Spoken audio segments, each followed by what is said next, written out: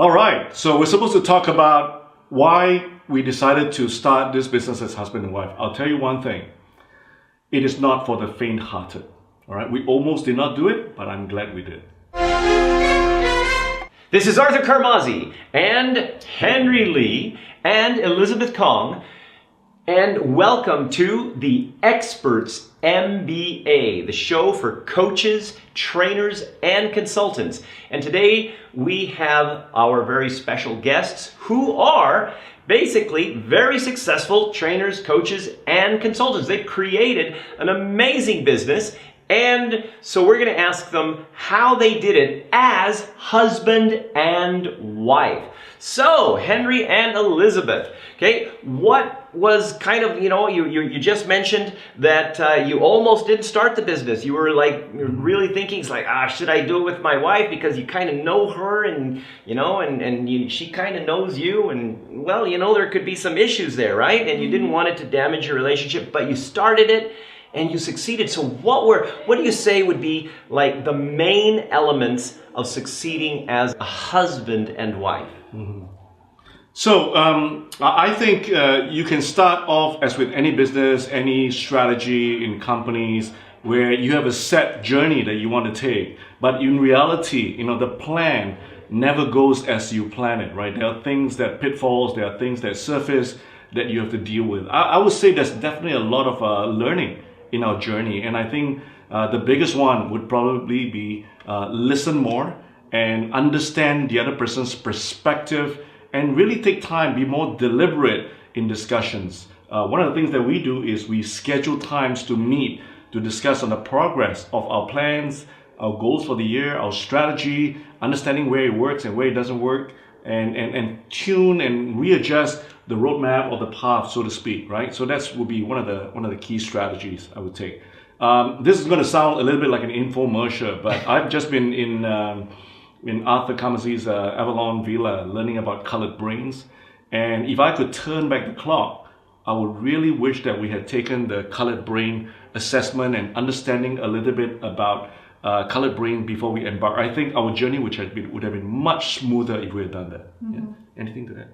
No, except that maybe alignment might have something to do with it, and sometimes it's necessary for someone to take the lead and the other align to it. Yeah. Talking about alignment, just to give you a bit of a tip, not just about working together, but as husband and wife, because we are also marriage mentors. And we always talk to people whom we mentor, young married couple, that when you have a problem, it looks like a big boulder. Husband and wife usually have different opinions. So imagine a boulder. One is standing on one end, the other person is standing on the other end, and you're trying to push the boulder, which is, by the way, your opinion, your way of processing how you want things done. Your spouse is probably doing the same thing, one thing, his or her opinion and her way of processing how things should be done and pushing it to each other. But in reality, husband and wife is a team. Business partnership is a team. Imagine coming behind the boulder, agreeing on which direction to go to, and use the effort and resources that both people have and push it to the direction that you want to go. That is much more effective, less conflict, much more enriching.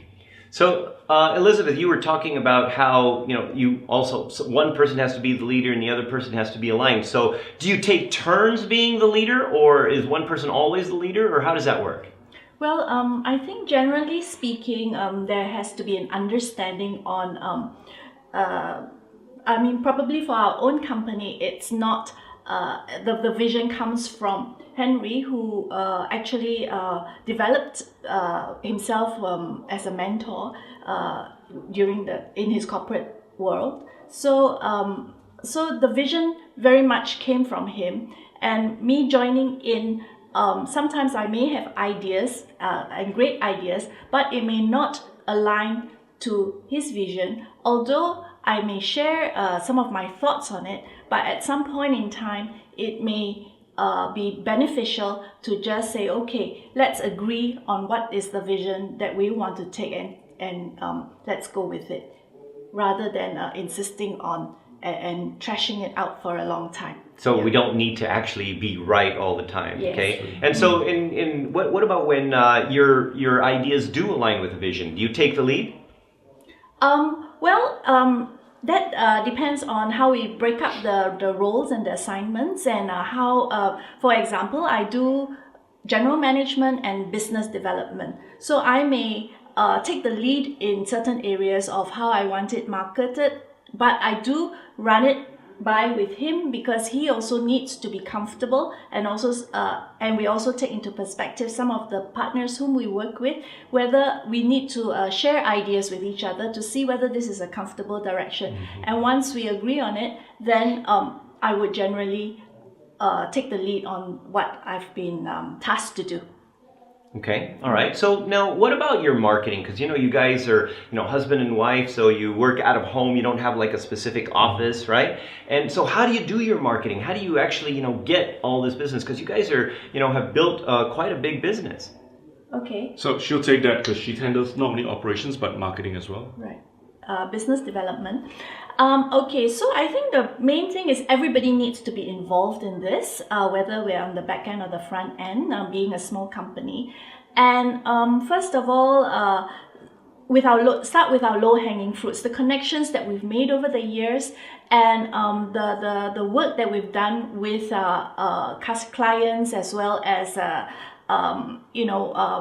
colleagues, peers who may have moved out from the corporate world and are doing their own thing and have their own companies. So that's a very good place to start connecting and really hitting the road, and be willing to go speak to them, just sharing with them. They may or may not buy at this point in time, but the important thing is just sharing what you're doing and being excited about it, because what happens is that they would remember you. They would remember what you do, and they may recommend what you're doing to somebody who one of their clients, so to speak, on what their needs are. So that's the first important thing. Yeah. If I may just add a little bit, extending on the analogy of low-hanging fruit, I think what Elizabeth has done is also planting new plants, new fruit trees, and we do that by going to conferences where we give keynote speeches. We meet with potential clients. Let me just quickly ask you a question on this. Okay, so because a lot of speakers and trainers, they say, I should be paid for my keynote speeches and everything else. Do you get paid for the keynote speeches at conferences and stuff where okay. Now, have you ever given keynote speeches where you don't get paid, but the audience is like really good and you just know you're going to get business from there? Yeah, so for me, 100% of my keynotes, either at clients' kickoff or at conferences, are not paid. Okay. To us, it's a form of marketing. I mean, we're a very small company and pretty new, only about 4 or 5 years. So it's about getting our name out there. And then, if I may continue on the tree thing, please, right? Please. This is also a way of spreading out your seeds, and then initially you're not going to get fruit, just like planting a real tree. And eventually, and we've seen this happen before, where you continue to prune the plants, nurture the plant, water it, and eventually it bears fruit. And that's how we get ourselves out there. Right.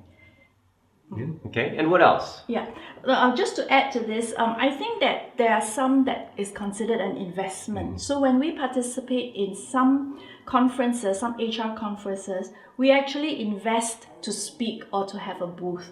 And that's the opportunity, but we look at it as the opportunity to really share what we know on a subject matter, and develop and establish our expertise, and also network with others who might be in the same industry or who are in different industries and working on that area of subject matter.